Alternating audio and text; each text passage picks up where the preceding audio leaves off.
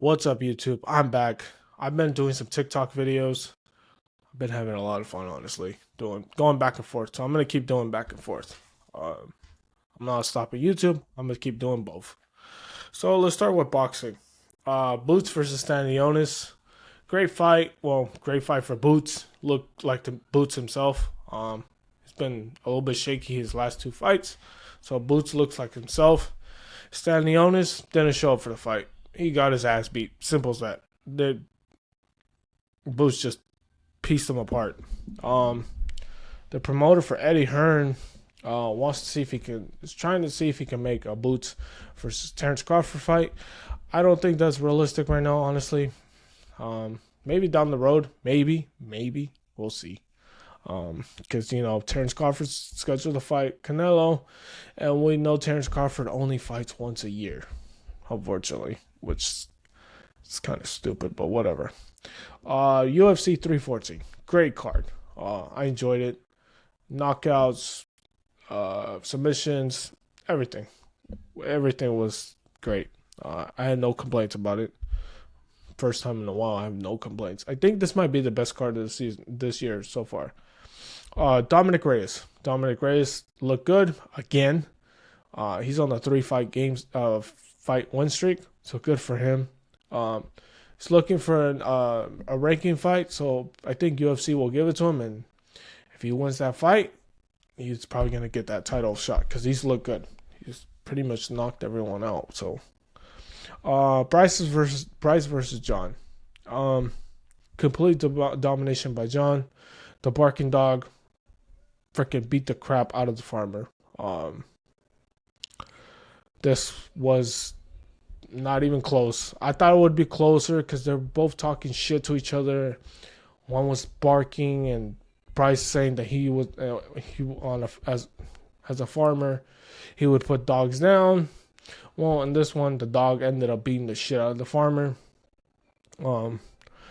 Bryce just didn't have an answer. Simple as that. He didn't have an answer. He got it. I think he was exhausted by the end of the first round, and he just kept trying to shoot and try to take Bryce down to the ground. It wasn't working. Nothing he was doing was working. He just got his ass beat. I got something on John Silva next though. On the later down. Yair versus Pitbull. Complete domination by Yair. Looked good. Never seen Yair look this fit, and he looked really, really good. He was on this game, man. He was dialed in. Pitbull from Bellator, he looked really, really slow. Like he didn't have an answer for Yair.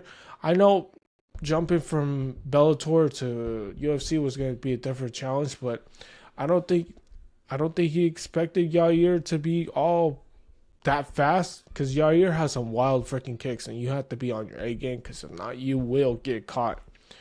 But he just looks slow.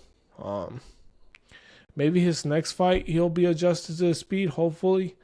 But it's not looking good for his UFC debut, and he's a lot older too, so he has to go. He has to pick it up. Yair wants a title shot in Mexico City, Guadalajara. Sorry, not Mexico City, Guadalajara, Noche de Guadalajara. But I think he should fight Lopez. I don't want to don't give him a title shot just yet. The next fight was actually one-sided too. Patty versus Chandler. Patty freaking beat the shit out of Chandler. He landed one vicious shot that Chandler was just split open, and that boy was just bleeding. And as soon as Patty saw that, he got on top of it and started hammering his face. And at that point, we were just waiting for the referee to stop the fight.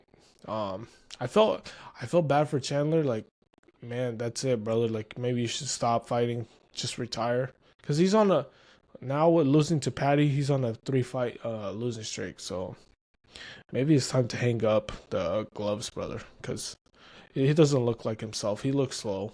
And Michael Chandler's a smart person. He has his own businesses and stuff like that. So it's not like he's gonna lose a lot of money. Like, the dude is smart on his finances.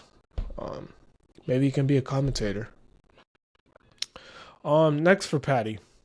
Um, I don't know if you'll get a title shot right away, but I have a suggestion. This would be a badass card. So let's have Patty versus Charles Oliveira, and let's have Arman versus Justin Gaethje, Topuria versus Islam on one card.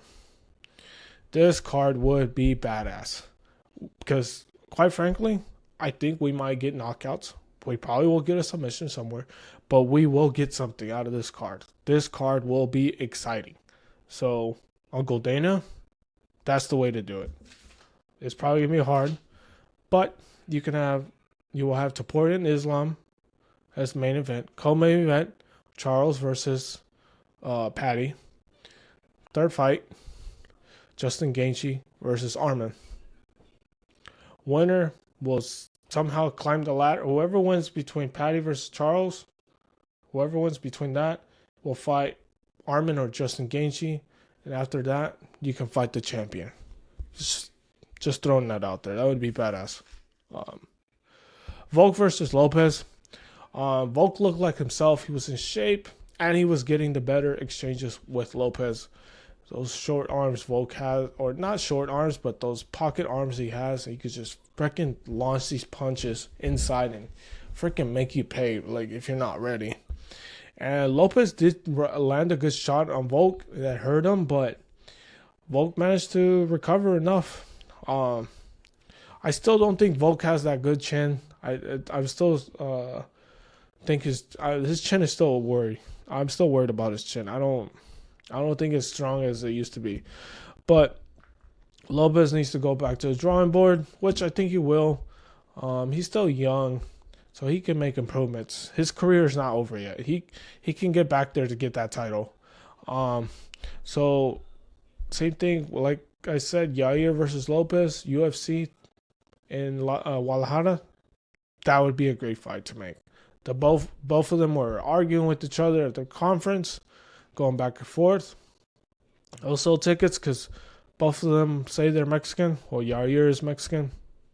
I know Lopez grew up in Brazil, but his mom has raised him in Mexico, so that would be a great fight to make. Sells a lot of tickets, and especially in the Mexican crowd, like, what more do you want? So overall, the card was great. The next pay-per-view is Bilal versus was it Magdalena or something? Something like that. I'm not a huge Bilal fan. I'm sorry. The dude, I'm not even going to go there. I'm just not a fan of him. I'm sorry. I'm not hating on him. I'm just not a fan. That's it. Jump into the NFL. I think this happened last week. Saints. Derek Carr. Apparently he needs shoulder surgery. I don't understand if he got hurt. Because some teams open out workouts. So I wonder if he was lifting weights and he hurt his freaking shoulder. Which I have called it. He's been hurt since joining the Saints. He hasn't been healthy. So now we're all here, like, national media is like, well, maybe they should do this, blah, blah, blah. All this crap right now about Shador and stuff. So my issue with this is this job was the least attractive job because of the GM, Mickey Loomis. Yet he decides to bring Derek back.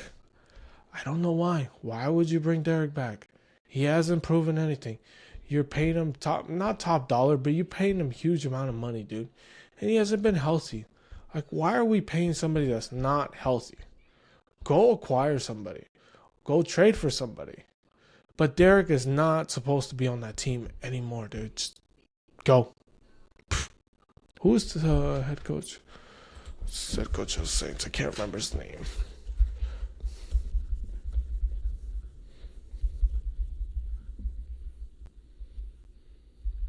I know it. I can't remember his name. Kellen Moore. Kellen Moore has to work probably with the rookie quarterback now, which leading to the rookie quarterback. Let's just start there. So national media is now saying Shador's going to fall to 9. I don't understand why this would happen, but let's just start with this. There's been rumors, and it's line season. I know it's line season, especially in NFL. This is where all the bullshit comes out, where this team is not going to take this player, this team is going to take this player. So it's all until we get to the draft, which is 10 days away from we're 10 days away from the draft.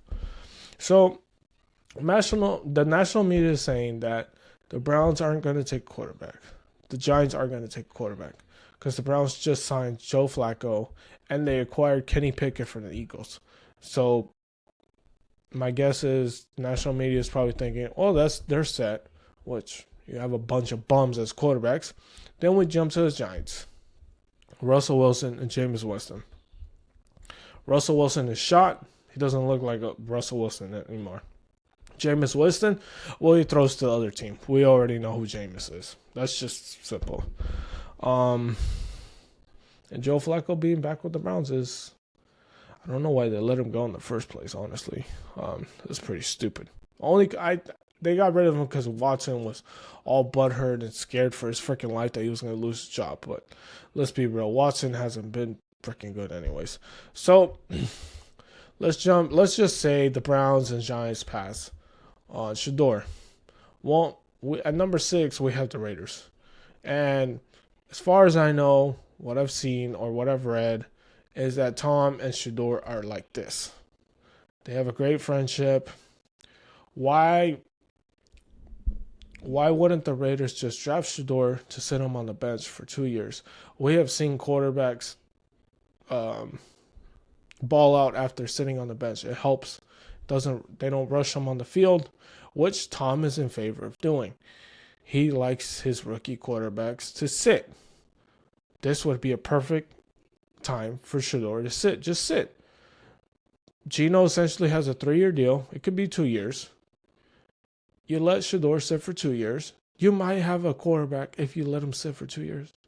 You don't have to deal with it later on in the future. You have your quarterback. You might have your franchise quarterback on the bench. Just like Patrick Mahomes sat on the bench. Aaron Rodgers sat on the bench. Jordan Love sat on the bench. So you never know. Maybe Shador can be the next guy. And for any reason, the Raiders do not draft Shador and maybe draft Ashton Genty, then you have the Jets, which hold the next pick. And you're going to tell me the Jets are going to pass on the quarterback when they have Justin Fields. Justin Fields lost his job to Russell Wilson. Russell Wilson is shot. The Steelers didn't even want him back. He ended up going to the Giants. And his contract is all incentive-based. But Russell Wilson is not the same. So you're going to tell me Aaron Glenn, if he sees Shador right there, he's not going to draft him? Because he's like, oh, I have Justin. I'm safe with Justin. Really?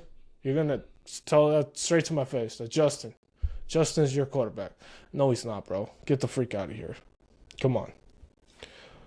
So, if, for whatever reason, he goes to the Raiders or the Jets, then most likely the Saints are probably going to draft, what's his face? I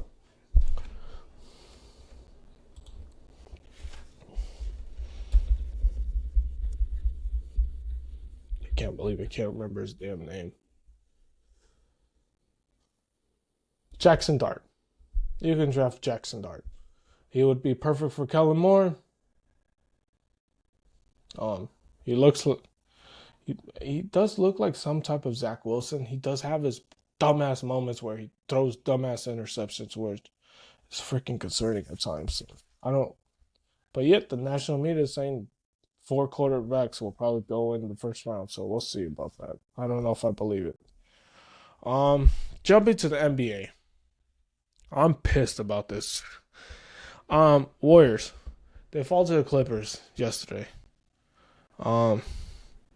Something about Steve Kerr not playing Jonathan Kuminga pisses me off. Because I see this all the freaking time with him not trusting young players or not putting young players in. And it pisses me off because he can never develop young kids. And it's so freaking annoying. So now, I thought the Warriors were going to maybe, get up there, maybe the 5th or whatever. Be the 5th seed or something. But now they're in the play-in tournament. They're going to play the Grizzlies. Yeah, Grizzlies. Tomorrow at 7.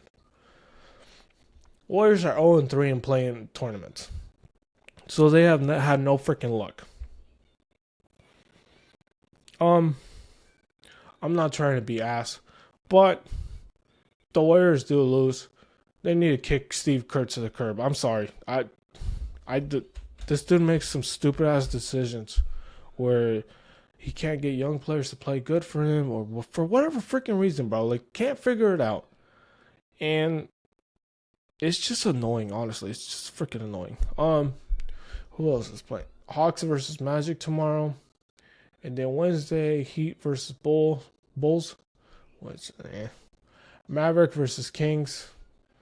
The Kings will probably win. Mavericks, I don't know what the fuck they're thinking there.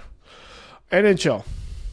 And I'll leave it at this. This is all I have for NHL.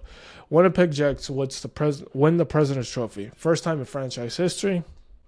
So good for them, honestly. Playoff start April 19th for NHL and the NBA. It's kind of, I don't understand why they're close together. Why they're together. That makes no sense. But that's all I have for today, honestly, guys. Thank you guys for watching. It's been a while since I've been back on, so thank you for watching. God bless you. Love you guys. Like and subscribe.